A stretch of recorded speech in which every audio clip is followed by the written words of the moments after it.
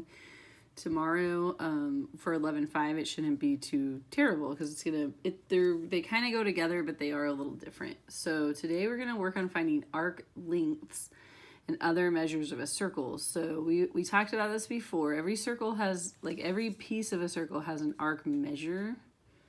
And then it also has a length. Like if you're measuring around a tire, you know, it might be a certain amount of inches from one spot to the next. So that's what we're going to be doing today.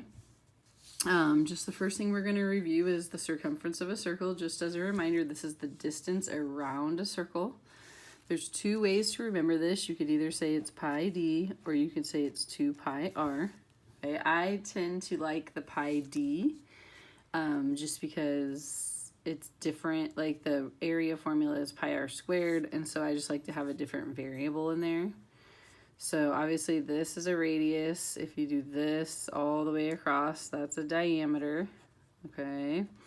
Then you just plug those in. So it's pretty simple to find the circumference. So for our first example, it says find the circumference of a circle with a radius of 9. So I'm just going to go, okay, r is 9. So that tells me that d, I just have to double that. 2 times 9 is 18. So my circumference equals pi times 18. So I typically will just write it 18 pi, and this one would be centimeters. Okay, this is not squared because this is your distance around a circle. So it's perimeter. You can leave your answers in terms of pi. If you want to punch the pi in the calculator, you can also give the decimal form of that, which would be about 56.5 centimeters. So it's really up to you. Okay, on B now, they want us to find the radius when the circumference is 36 feet. Okay, so again, totally up to you, but I do circumference is pi d. So 36 is pi times d. So on this one, you do have to divide both sides by divide both sides by pi. Okay, and that's going to get you a decimal. And then you're going to have to take that decimal and you're going to have to cut it in half because we're just finding the diameter. So I believe, I'm trying to find a calculator.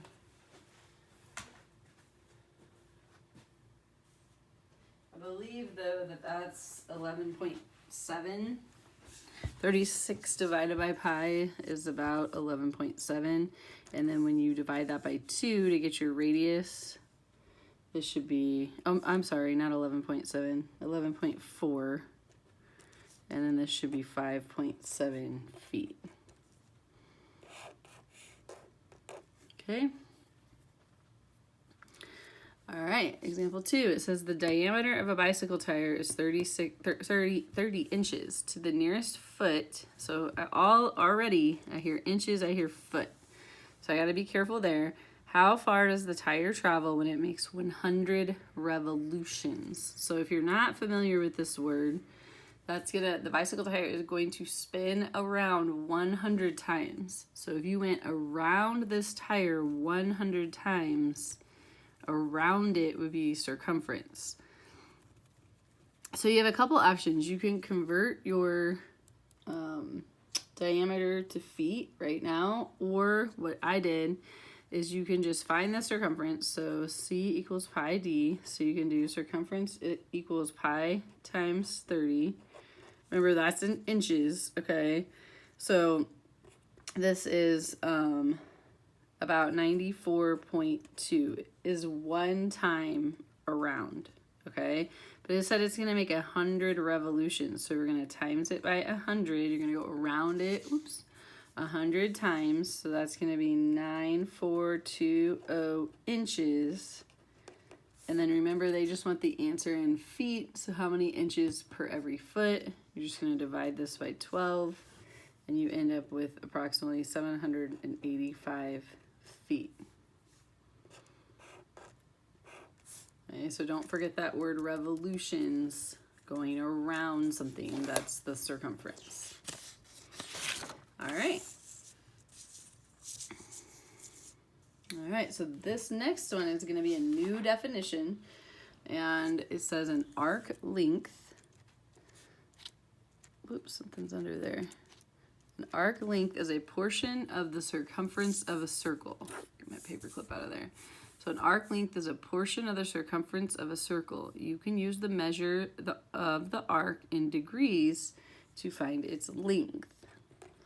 This is where you have to be really careful because every arc, so like this arc right there, it has a measure in degrees, but then it also has a length that you could actually measure with a tape measure. So this corollary says in a circle, the ratio, so look at that word right there, the ratio of the length of a given arc to the circumference is equal to the ratio of the measure of the arc, measure, to 360. Okay, so we say arc length is to circumference as arc measure, totally different. It's going to be is to 360. So these numbers on the right side are going to be in degrees over here, both of them. So you want to make sure it's always like that. Okay. So the way we would write it for like this example is we would say arc, we would probably just say AB over, this would be whatever pi d is, equals the measure of AB over 360. So for all of these in tomorrow's lesson as well, we're going to use a ton of proportions. Okay, so we're just going to set this up. So it says find the length, you got to really read these, of each arc. So my length spot is there, so I'm going to put an X there. Down here goes my circumference, pi d. Well, my diameter is 9 times 2, so sometimes I just write those in there. That's 18. So I'm going to do 18 pi here.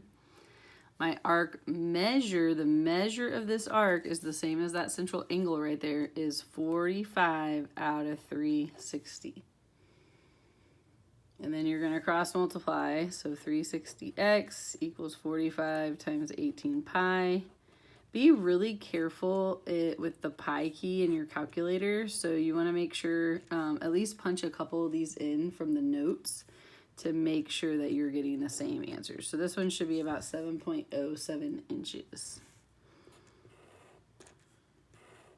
Well, that pi key, especially when you divide by it, it can be really weird. So sometimes you have to do things one at a time, okay? All right, so again, these are all actually the same. So I'll just do one more of these. So you go fraction bar, equal sign, fraction bar. They want to know the length. So there's my radius. So I know this is 30 pi is my circumference because it's pi d. This one is also 45 degrees out of 360. And then you just cross multiply. So 360x equals 45 times 30 pi. And then we get divided by 360. And so then that arc length is about 23.6 inches. Okay. So I'm just going to leave this last one. It's the exact same. So you would just plug in the appropriate numbers. All right, last two. Find the indicated measure. So find the circumference. So if you think about this proportion, okay, this top represents arc length. The bottom represents circumference. Measure of the arc, 360. So a lot of times I'll go fraction bar, equal sign, fraction bar, 360, because you know that there's going to be no variable there, okay? They want to know the circumference. Now, some people want to put a pi d here, and you could, but if you just want to find the whole circumference, I would just put an X there. Okay, my arc length is now sitting right there, 6.82 centimeters. And then the measure of my arc is going to be the 75 degrees right there. Then I'm going to cross multiply. So I get 75x equals 6.82 times 360. Divide both sides by 75. And we get that x is about 32.7 centimeters. Again, just make sure you're punching those in your calculator. Okay, and then the last one for the day, notice, pay attention. It says find the measure of arc AB. So when I go fraction bar equal sign fraction bar 360. They want the measure of the arc. So that's this spot. Okay, then I look at my picture. Okay, my arc length from here to here is 40 feet. And then for my, circumference right here, and I don't have my calculator, so you can do pi d, or I'm just gonna do 2 times pi times 15.28. So that's, you would multiply 2 and 15.28 together if you wanted the diameter, obviously. And then you're gonna cross multiply. 2 pi 15.28x equals 40 times 360. This is what I'm talking about. When you divide, you need to be really careful. I typically will divide by everything but the pi first and then punch divided by pi. But you need to make sure that you're getting this answer of 150 degrees, about 150 degrees. So make sure that you punch that in your calculator. Hope it helps.